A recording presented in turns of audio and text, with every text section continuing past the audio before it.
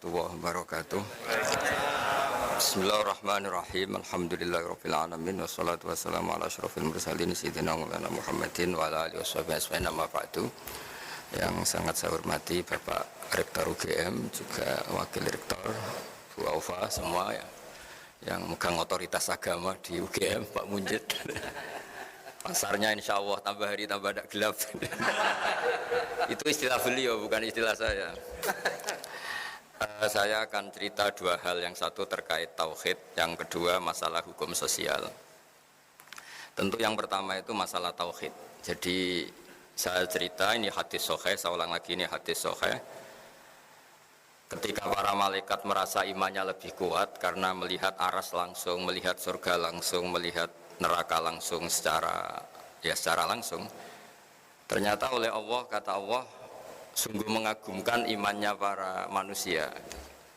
Kenapa ya Rabbi, kenapa ya Allah? Karena tidak melihat aras langsung, tidak melihat surga neraka, tapi percaya. Itu kan luar biasa. Nggak tahu tapi percaya. Dalam hal iman Pak Rektor itu memang agak unik. Nggak ilmiah itu kadang lebih benar. Jadi nggak ilmiah itu kadang lebih benar dalam hal iman. Dulu Imam Syafi'i punya guru Imam Malik, itu diberi satu analogi. Kamu punya dua pesuruh atau pembantu, atau kalau dulu masih era perbudakan ya budak. Memang harus disesuaikan zaman. Dulu bahasanya Mang Abdun, Abdun itu hamba sahaya, dulu masih ada. Terus si yang budak ini dikasih perintah, batu besar itu angkat. Yang satu langsung angkat. Terus yang satu tanya, memangnya kenapa diangkat? Terus kata yang nyuruh, fa inna tahtaha dzaban, karena di bawahnya ada emas. Terus si Imam Malik atau gurunya, ini cerita ulama, kamu seneng mana, sama yang langsung ngangkat gak tanya, sama yang tanya gitu. Di bab ilmiah bagus yang tanya, karena ilmiah. Tapi di bab loyalitas bagus yang gak tanya. Kalau disuruh ya laksanakan saja, tidak usah tanya. Jadi agama itu butuh loyalitas, tapi apa butuh ilmiah apa enggak? Karena kalau ilmiah terlalu ilmiah itu lama-lama kalau disuruh lagi, memangnya kenapa? Ya karena di bawahnya ada emas. Kalau tidak ada emas terus tidak mau. Pertanyaannya, ketika tidak mau dengan alasan rasional itu mengurangi loyalitas apa enggak? Tetap mengurangi loyalitas. Wong disuruh kok tidak mau, meskipun perintah ini tidak penting. Misalnya gelas saya di samping kanan saya, terus bilang ke anak saya, Dek tolong pindah ke kiri, kan nggak penting-penting banget, tapi tetap saja kalau nggak nurut saya gelo, itu saya mangkel ya, karena disuruh kok tidak mau gitu. Nah, beragama itu seperti itu, imtisalul awamir itu loyal pada perintahnya Allah Ta'ala, baik saat kita tahu alasannya maupun tidak tahu. Jadi kadang-kadang tahu ini masalah, kadang tahu itu masalah. Nah, kemudian itu disebut iman. Iman itu percaya sama ketentuan Allah Ta'ala. Makanya saya sering didatangi beberapa orang, Gus saya ikut training sholat khusyuk, dan saya tambah khusyuk sekarang karena tahu fungsinya rukuk begini, fungsinya sujud begini. Lama-lama sholat tuh kayak senam yoga, karena semua fungsinya itu fisik, kesehatan itu. Tapi bagi yang nggak tahu malah pokoknya Allah nyuruh rukuk sujud itu, pokoknya disuruh ya kita nurut saja, nggak penting tahu. Karena kalau terlalu tahu nanti fungsi senam ini, fungsi sholat tuh kayak senam. Kalau terlalu apa? Tahu. Nah, makanya ini kan ya kampus-kampus itu kan terkenal lembaga keilmuan. Jadi agama itu jangan terlalu dianalisis lah, nanti ribet. Karena nanti panjang gitu, nanti jadi panjang gitu. Karena kalau terlalu tahu itu jadi repot itu. Nah, tapi lagi-lagi agama itu tidak anti ilmu. Saya ulang lagi, tidak anti ilmu. Suatu saat ini ada di kitab, Anda boleh percaya boleh tidak, tapi ada di referensi kami. Singkat cerita, Allah itu memanggil ulama, namanya Imam Amudi. Imam Amudi itu guru matematika, jadi dia ulama besar tapi dia guru matematika. Ya agak aneh, imam besar tapi dia guru matematika. Terus ketika beliau ketemu Allah, wafat itu, sama Allah disuruh ngajar malaikat. Jadi bukan sekedar ngajar di UGM, mengajar para malaikat. Maka saya cita-cita bersasar itu jadi guru malaikat. Ya bukan malaikat yang papan atas kayak Jibril, Mikail, pokoknya malaikat lah. Yang biasa lah. Imam Amudi itu disuruh ngajar para malaikat. Ini penting bagi kampus-kampus keilmuan kayak UGM, UII, semua kampus-kampus Indonesia lah. Malaikat sempat tersinggung, kenapa saya diajarin manusia tentang iman, wong kita tahu surga, tahu neraka, bahkan kita dekat aras, dekat alam langit lah, alam malakut. Terus Imam Amudi memberi penjelasan tuh ya pakai cara Indonesia mungkin ya pakai kapur, pakai bor, kalau di kampus mungkin pakai layar, pakai apa. Kenapa kamu punya iman sekuat imannya malaikat? Karena dia guru matematika bilang begini, angka 2 maupun angka 3 sampai miliatan sampai triliunan itu nisbatus naini wassalah sailama la nihayatalah, itu nisbatul far'i ilal asli. Mau angka kayak apa jumlahnya besar 2, 3 sampai miliatan itu dibanding angka 1 itu cabang ketemu pokok atau cabang dari pokok. Kalau bahasa Arab nisbatul far'i ilal asli, semua itu bersumber dari 1, 2 ya bersumber dari 1, 3 ya 1, miliatan juga 1. Berarti alam raya yang seluas ini juga bersumber dari zat yang satu, yaitu Allah Ta'ala.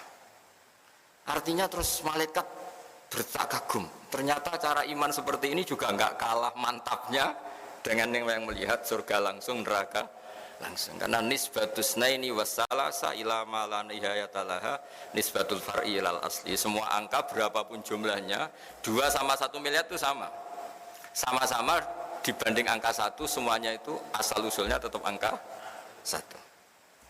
Setelah itu Imam Amudi bikin gambar, mulai gambar yang rapi kayak gedung yang baik sampai gambar yang ruwet, sampai gambar yang enggak karu-karuan. Terus beliau, ini gambar ruwet, ya luas kan gambar ini, ya ruwet kan, ya ruwet. Semuanya dari 1 titik. Mau gambar kayak apa luwetnya, kayak apa memenuhi papan tulis tetap dari 1 titik. Ya, titik ini nuktatul wujud. Semua inti wujud yaitu Allah Ta'ala. Nah, iman dengan keilmuan itu bisa semantap itu meskipun kita tidak tahu. Itu kan seperti mungkin ya yang menekuni ilmu medis mungkin tahu indikasi penyakit ini pasti begini. Kalau yang ahli Pertamina atau yang ahli geologi mungkin tahu kalau bumi seperti ini pasti kandung minyak, kalau bumi yang gempa pasti ada patahan. Indikator-indikator gitu bagi ahlinya kan melahirkan satu keyakinan meskipun belum dilihat. Sama, meskipun kita tidak melihat Allah langsung, tapi mesti kita yakin, seyakin-yakinnya bahwa alam raya seluas ini semuanya itu nisbatul far'i ilal asli, semua itu cabang dari pokok. Artinya asal usulnya diciptakan oleh dasar satu al-aslu yaitu Allah Ta'ala. Nah, kenapa kita menolak faham ateisme? Ateisme itu misalnya yang berkeyakinan tiada Tuhan atau tiada kausa prima atau tiada penyebab. Karena bumi ini kadung wujud, di mana-mana wujud itu penyebabnya harus lebih wujud, harus punya eksistensi. Masa kemudian kita bilang bumi yang wujud, yang ada, yang punya eksistensi, kemudian kita bilang penyebabnya itu tidak ada. Masa sesuatu yang tidak ada kemudian menyebabkan yang ada. Nah, di sini terus kita diajari Allah itu wajibil wujud, Allah itu eksistensinya harus ada. Karena alam raya ini kadung ada, di mana-mana kalau kadung ada ya penyebabnya harus ada. Nah, karena ini penyebab disebut kausa prima atau wujud yang super. Kalau dalam bahasa agama disebut wajibil wujud. Nah, hal-hal seperti ini yang menjadikan ilmu itu penting. Nah, ilmu yang enggak penting itu ilmu yang perspektif kita, itu yang mulai kacau. Nah, ini ilmu yang mulai kacau. Termasuk ilmu kita yang di zaman akhir mulai kacau kayak tadi. Karena kita punya perspektif, kalau ngangkat batu atau bongkar batu ya harus ada untungnya dong, ada emasnya atau ada minyaknya. Masa enggak ada apa-apa disuruh bongkar? Itu ilmu yang tidak mengikat. Kalau ilmu tadi kan mengikat karena itu melahirkan tauhid. Kalau ilmu ini kan enggak. Kita punya nafsu, punya selera, punya hitung-hitungan materi. Kalau kerja ya dapat sesuatu. Kalau ngangkat batu ya harus dapat emas atau minyak. Sementara ternyata bos kita hanya ngukur loyalitas kita, nurut enggak gitu. Nah, padahal andaikan kita nurut, meskipun itu batu kita angkat gak ada apa-apanya, sudah dapat kredit poin karena kita loyal. Nah, di sini agama mulai gak boleh dipertanyakan. Gak boleh agama itu dipertanyakan. Kenapa duhur itu 4 rakaat, yang subuh 2 rakaat. Lama-lama tanya, kenapa rukuk yang fungsi medisnya begini, fungsi olahraganya gini kok lebih lama, lebih kok repot nanti. Makanya saya ini ikut goblok Pak Rektor, karena ada tamu yang provokasi saya. Jenengan harus setuju ini Gus, biar kelihatan perintah Allah itu ada hikmahnya. Hikmahnya sujud, peregangan, apa pokoknya fisik semua. Tapi kalau saya setuju itu nanti sholat kayak senam yoga. Akhirnya saya yang mau guya-guyu dok gak jelas. Karena ini ilmu sosial, jadi boleh setuju boleh enggak karena tadi. Nah, orang yang tadi disebut Pak Munjid tadi, yang dari pasar gelap tadi, itu mikir agama nggak mau jelimet. Padahal ada ilmu yang permanen, yaitu yang mengarah ke tauhid. Ada ilmu yang nggak perlu permanen, yaitu ilmu sosial. Ketika kita tanya, kenapa harus kita bongkar, apa ada emasnya apa enggak? Sebenarnya mental kita ini sudah materialistik. Kita mendikte bos kita untuk ikut perspektif kita, itu sudah keangkuhan dalam bahasa Allah. Yaitu yang dilakukan iblis. Iblis itu ketika disuruh sujud pada Nabi Adam, dia pakai perspektifnya. Loh, saya ini lebih keren, saya ini lebih tua. Materi saya lebih keren dibanding materinya Adam. Kenapa disuruh sujud? Nah, ini yang menjadi keangkuhan. Dia mendikte Allah untuk ikut perspektif dia. Padahal Allah maunya itu ya sudah nurut saja yang merintahkan saya. Nah, saya mohon teman-teman di UGM juga semuanya, kalau beragama itu jangan pakai perspektif kita. Kalau pakai perspektif kita ya repot. Nanti pakai teori untuk rugi. Nah, nanti lama-lama ibadah yang perspektif cara Arab Saudi mungkin haji karena mendatangkan devisa misalnya. Kalau perspektif menurut kiai mungkin orang sowan gitu karena melahirkan itu kan ya ribet kalau semuanya pakai perspektif itu. Nah, bagi orang yang kuper mungkin ibadah terbaik itu bersemedi karena dia sudah senang kumpul orang. Nanti pakai perspektif sendiri agama ini nggak bisa selesai. Nah, makanya kemudian lahirlah tokoh-tokoh sosial diantaranya Imam Ghazali, Imam Syafi'i itu dia menekuni ilmu sosial. Nah, karena agama ini berkesimpulan akhir subhanaka ma khalaqta hadza batila subhanak rabbana ma khalaqta hadza batilan subhanak. Ya Allah, semua yang kau ciptakan ini tidak ada yang sia-sia. Kemudian Imam Syafi'i merajut satu ilmu disebut ilmu sosial yang positif atau yang optimis. Saya berkali-kali cerita kalau Imam Syafi'i diceritainin orang tadi yang ketemu engkau cium tangan hormat itu kalau di luar ngerasani jenengan, ngata-ngatain jenengan, Imam Syafi'i tertawa tak senang. Berarti saya hebat. Hebat gimana orang itu munafik di depan Anda hormat, di luar enggak? Berarti saya wibawa, di depan saya agak berani. Jadi dia anggap enteng saja apa? Berarti saya wibawa, buktinya di depan saya enggak berani. Dikira itu kan terus dia kaget Imam Syafi'i, ternyata enggak. Terus dikasih tahu lagi, separuh dari kampung ini enggak seneng sama jenengan. Baguslah, berarti separuh kampung ini nggak mungkin utang saya, karena nggak seneng itu mesti tidak utang. Itu kalau seneng malah pinjam mobil, utang ribet. Itu. Nah, semenjak itu terus agama menjadi indah, asik. Makanya saya berkali-kali kalau ada baru nganten anyar itu kalau nasihat saya, kamu kalau istri kamu marah ya bagus. Barokahnya marah nggak seneng tuh nggak minta ke mall, kalau harmonis malah minta ke mall mahal kata saya.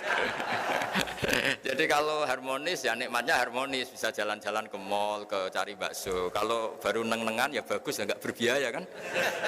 Sudah pokoknya yang gampang-gampang saja kata saya. Jadi ulama itu punya seni untuk ngelola sosial itu. Saya itu zaman belum kenal UGM ya seneng, kenal ya seneng. Barokahnya nggak kenal ya nggak diganggu seperti ini. Mungkin barokahnya kenal kalau saya politikus punya akses. Tapi kebetulan saya kan tidak politikus itu, jadi ya, saya tidak tahu fungsi kenal Pak Munjid untuk apa, tidak tahu. Tapi kalau saya politikus mungkin ini keren, bisa jadi jejaring politik. Tapi kan saya tidak politikus itu. Tapi yang jelas nanti masuk surga itu rame-rame. Saya butuh teman banyak. Kalau di surga sepi juga agak enak lah jadi teman.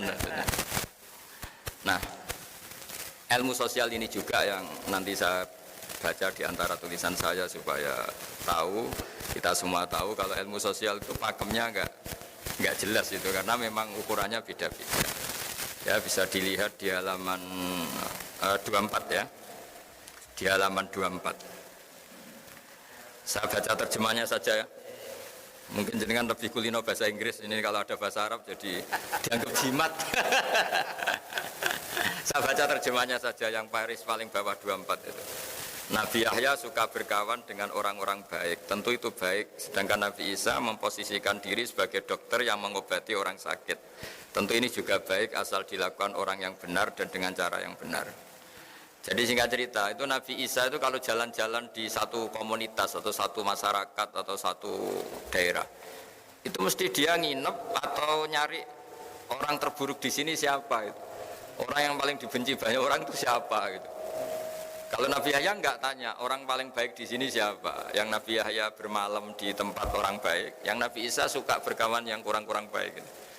Singkatnya dua Nabi ini kan sezaman, Nabi Yahya dan Isa.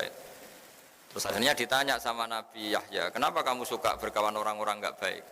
Terus ana tabibun, saya ini Nabi, jadi seperti dokter, di mana-mana dokter yang ngobati yang sakit. Artinya kalau Nabi Kiai itu kan dokter peradaban, dokter sosial, dokter moral.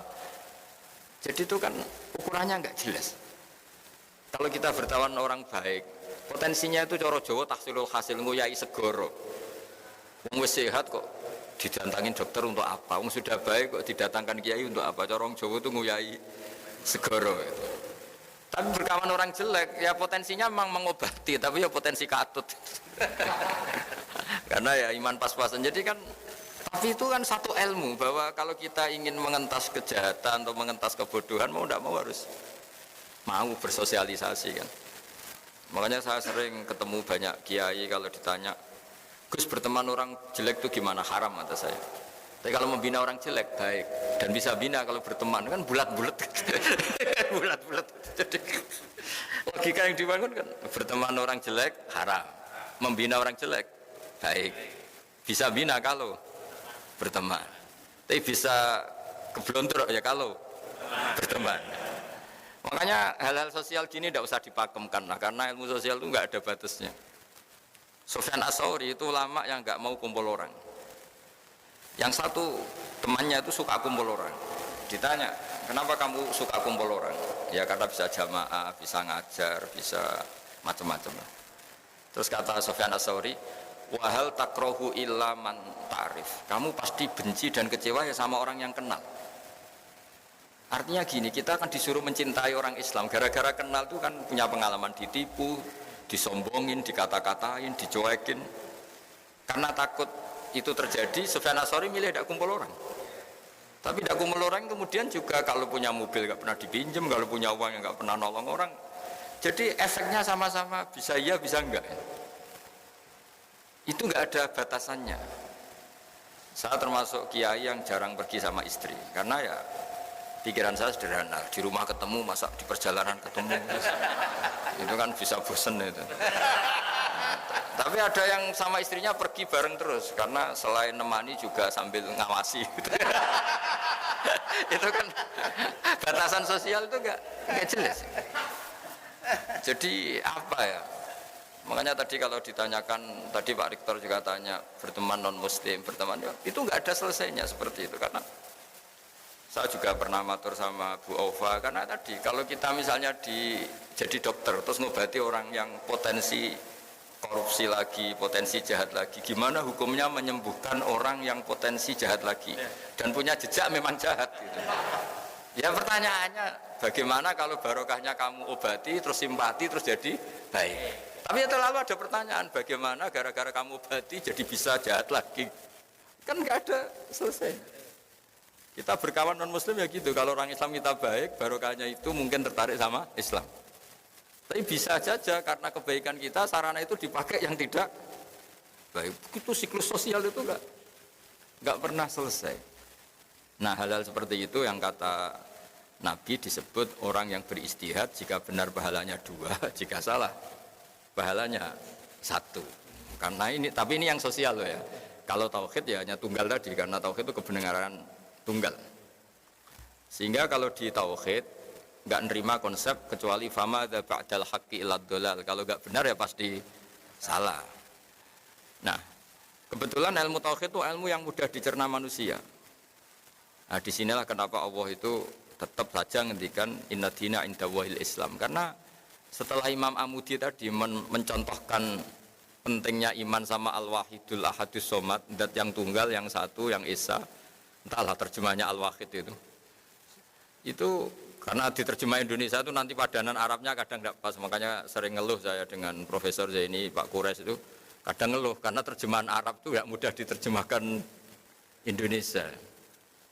Tapi apapun itu kan setelah kamu ngaji matematika atau ngaji ilmu apa saja tadi, saya punya kitab dulu diajarin Mbah Mun, itu Itu satu kitab itu gambar, mulai gambar gedung sampai gambar pohon sampai gambar sapi. Ternyata itu hanya untuk menjelaskan apapun ruwetnya gambar ini dimulai satu titik.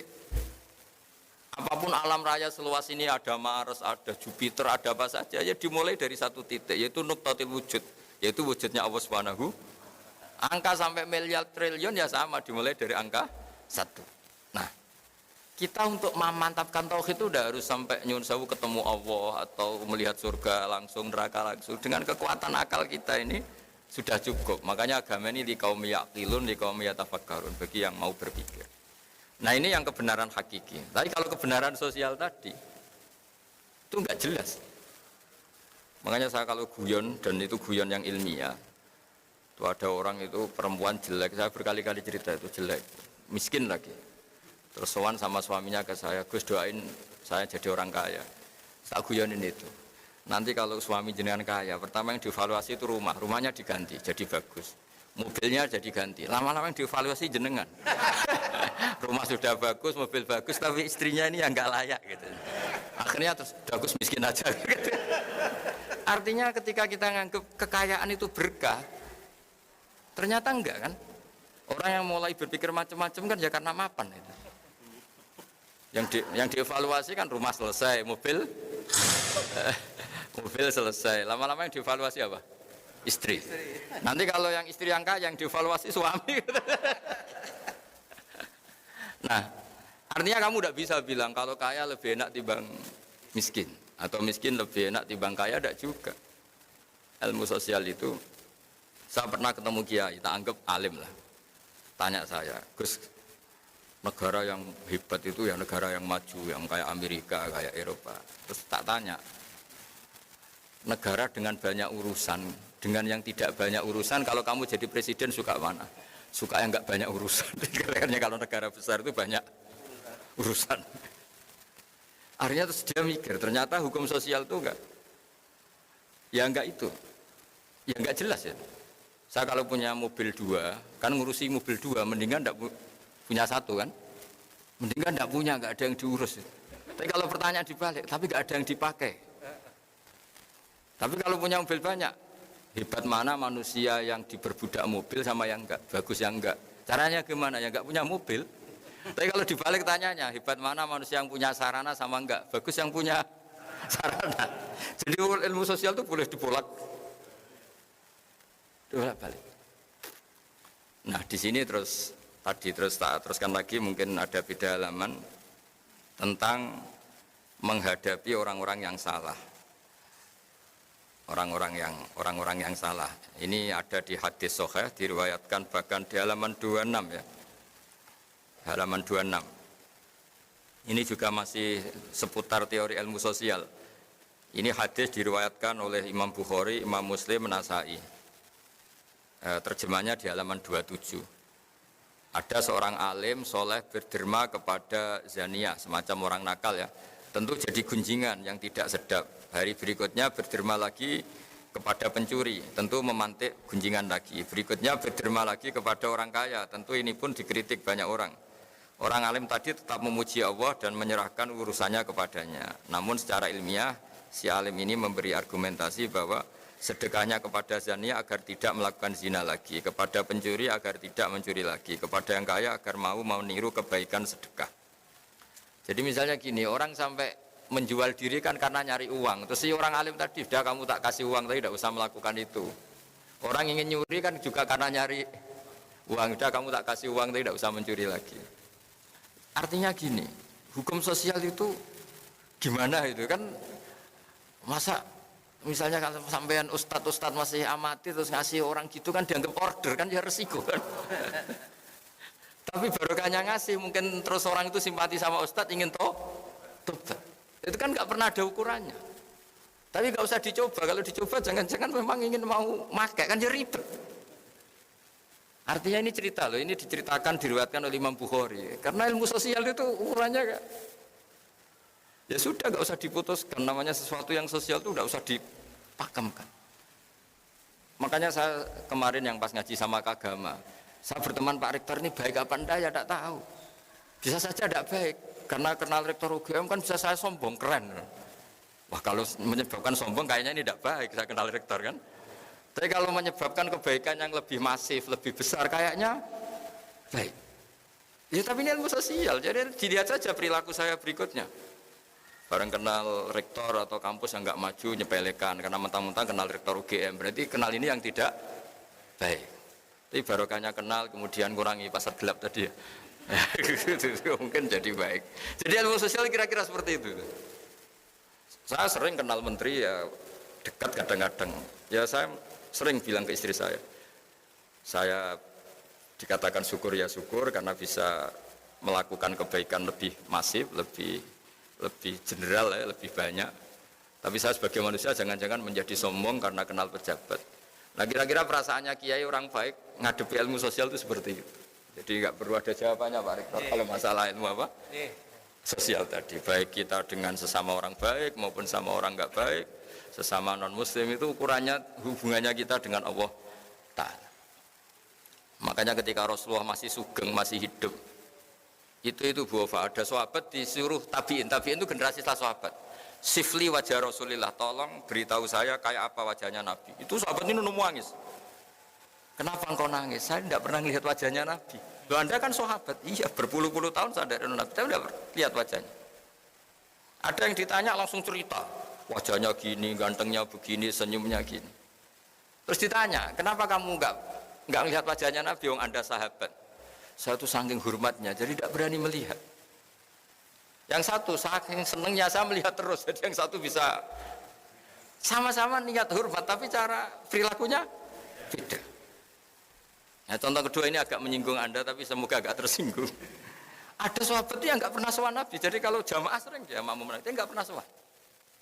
Kenapa ya? Takut. Jadi dia datang jamaah saja tapi tidak sowan.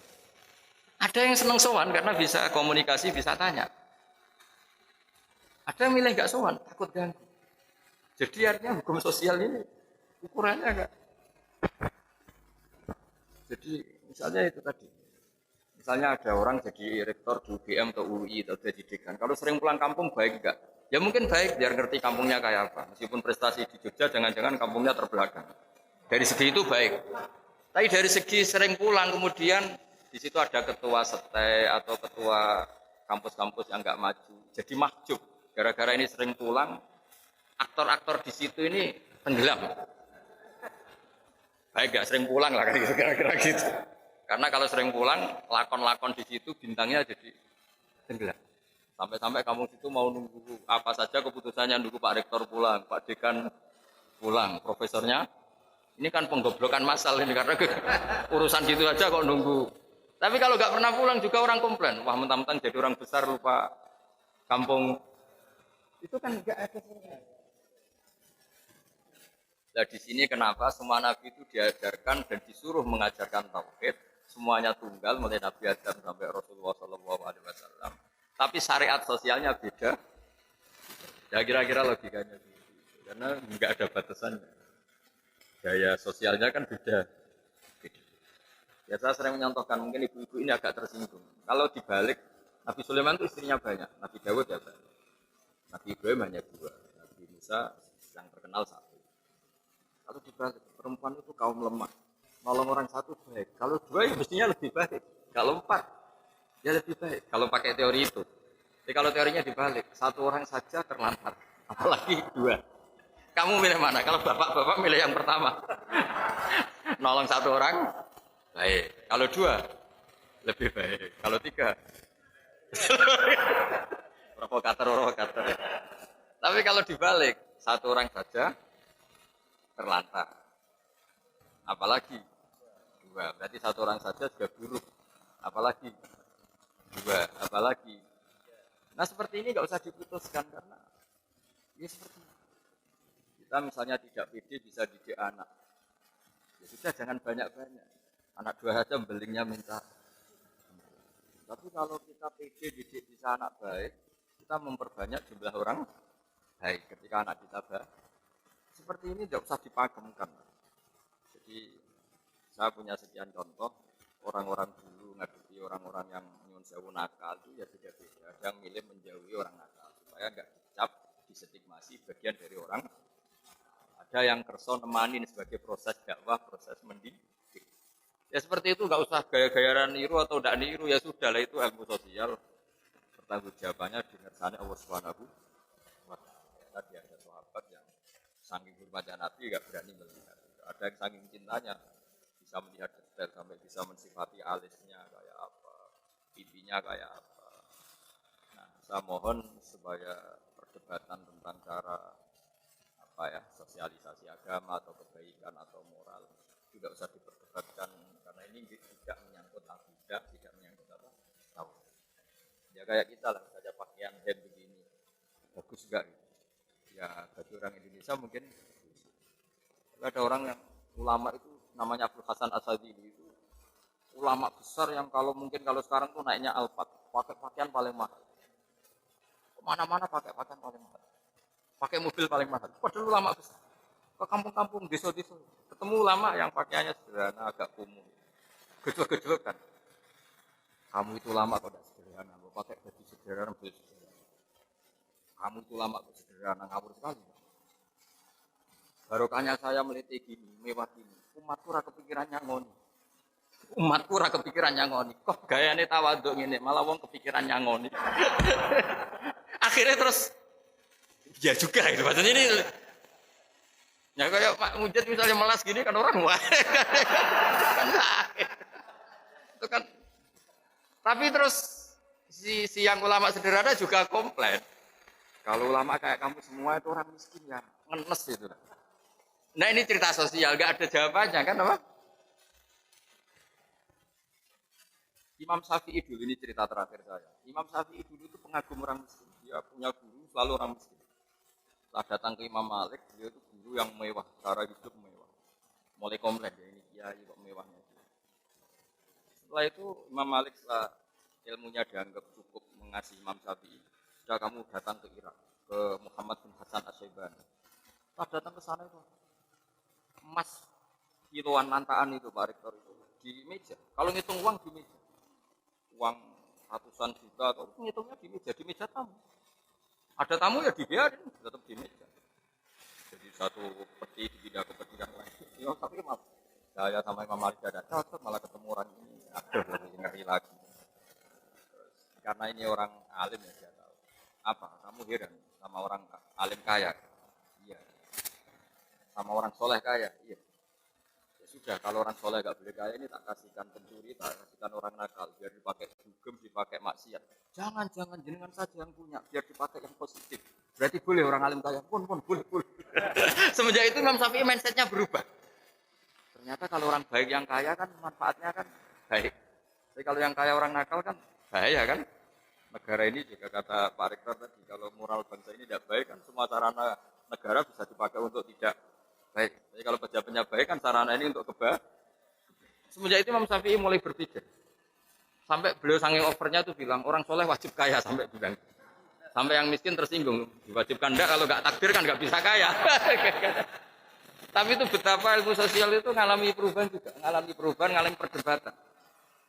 Nah, jadi kalau ada kiai yang di Indonesia kan banyak kiai yang pakai alfa kelihatan kaya itu ada ilmunya. Dan umatnya ada kepikiran nyangon. Yang ribet sudah kelihatan kaya masih butuh disangon itu ribet gitu. Tapi ini kan sosial ya, jadi nggak ada batasnya. Jadi yang terkenal ya Abdul Hasan Asadili yang di Indonesia disebut oleh Bapak Syadili. Itu terkenal sekali penampilannya itu. Akhirnya terus dua ulama ini betul-betulkan. Kamu berpenampilan sederhana, tapi bikin umat kamu merasa harus nyangon. Bagus di tawaduk, tapi tidak bagus di mari umat mikir gue. Kamu yang kelihatan kaya, ini bagus di umat gak kepikiran nyangoni, tapi umat ngenes berkorok dia juga ngono gitu. Nah setelah itu ya selesai. Artinya selesai itu ya dianggap ilmu sosial yang monggo saja lah ini ranah sosial, kamu boleh apa saja yang penting bertanggung jawab mengersani Allah Subhanahu. Jadi saya sendiri sebagai kiai juga pernah kepikiran kalau ngaji itu serius. Tapi bapak itu pernah bilang gini. Kak, coba nak jadi kiai nak ngaji guyon aja. Kenapa Pak? Umat terus kakean utang wis sumpek. Wis sumpek bareng ngaji mbok sumpekno meneh kata-kata bapak saya gitu. Jadi ya sudah gitu. Itu kan urusan manhaj. Ada kiai yang kalau ngaji itu serius, ya, mungkin takut ilmu agama itu jadi guyonan. Ini monggo lah, ini kan apa ranah sosial, semuanya gak ada batasannya. Nah, itu sirinya, rahasianya kenapa dari sekian nabi, mulai Nabi Adam sampai Rasulullah itu beda-beda manhaj sosialnya. Tapi kalau tauhid itu tunggal, karena ilmu tauhid itu kayak eksak, kayak ilmu pasti. Jadi angka 2, 1 triliun, 1 miliar itu sama. Semuanya cabang dari angka. Gambar yang ruwet maupun tidak ruwet tetap dari satu titik. Makanya satu keniscayaan berkeyakinan Allahu ahad Allahu. Itu enggak tauhid namanya. Tapi kalau sosial pendekatan tadi. Jadi istri yang dimanja itu bagus enggak ya bagus supaya loyal sama suami. Kalau kelamaan dimanja itu akhirnya kebutuhannya materi. Lama-lama materi Anda tidak cukup. Tapi kalau milih dijak tirakat, ya bisa aja minggat karena tidak melarat terus. Itu kan nggak jelas. Dimanja ya potensi minggat karena kebutuhannya terus besar. Dijak tirakat ya potensi minggat karena nggak betah. Akhirnya terus ya rumusnya kan nggak jelas akhirnya. Ya sudah nggak usah punya rumus, pokoknya ilmu sosial itu nggak usah rumus ya tadi. Kalau Anda rektor, saya misalnya kecelok kiai besar sering datang ke kampung-kampung. Itu kan menenggelamkan kiai-kiai kampung, kan kasihan. Kalau ada toko-toko Indomaret atau Alfamart di kampung-kampung kan kasihan toko-toko yang di. Tapi kalau pertanyaan dibalik, orang kampung juga berhak dapat apa? Toko yang misalnya bersih, ber-AC. Kalau dibalik itu gimana ya? Ya ada toko steril, bersih. Kalau pertanyaan dibalik, berhakkah orang kampung dapat toko yang baik dan bersih? Jawabannya, ya, yang bisa ngadakan itu ya toko-toko yang besar. Tapi kalau dibalik, bolehkah toko-toko kecil dimatikan yang besar? Tidak boleh.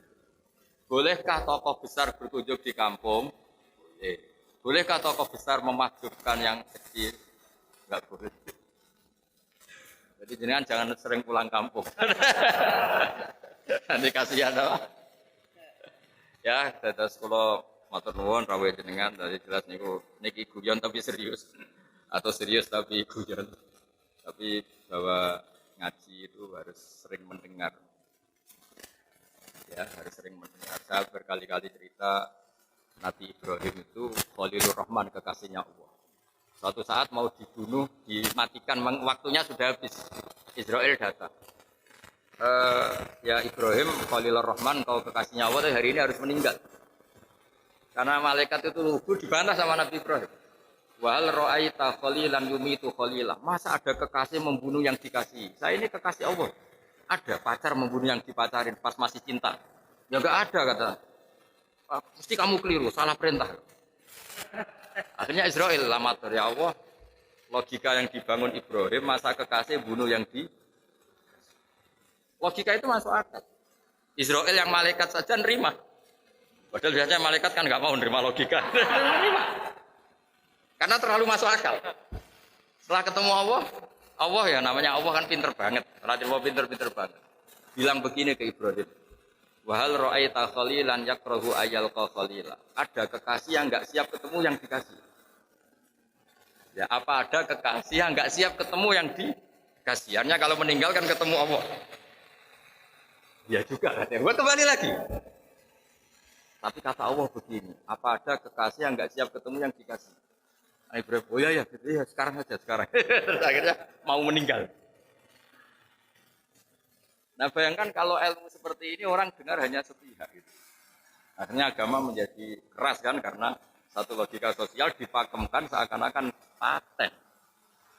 Itu yang kita tidak boleh ya kalau logika sosial, kayak monggo mawon. Sementing kita bertanggung jawab di depan Allah Subhanahu. Saya kira demikian. Mohon maaf. Assalamualaikum warahmatullahi wabarakatuh.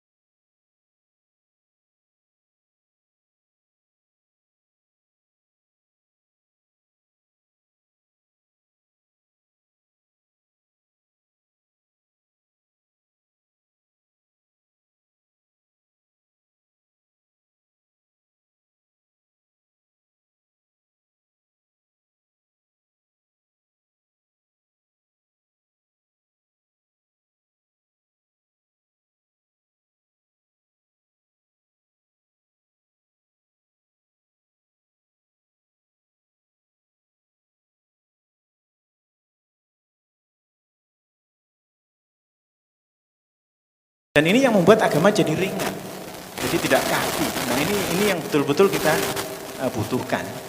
Jadi kita perlu banyak mendengarkan tausiah dari ulama seperti beliau, sehingga kalau di kampus itu memang setelah subjektivitas itu betul, itu berbeda dengan yang disampaikan Gus Baha.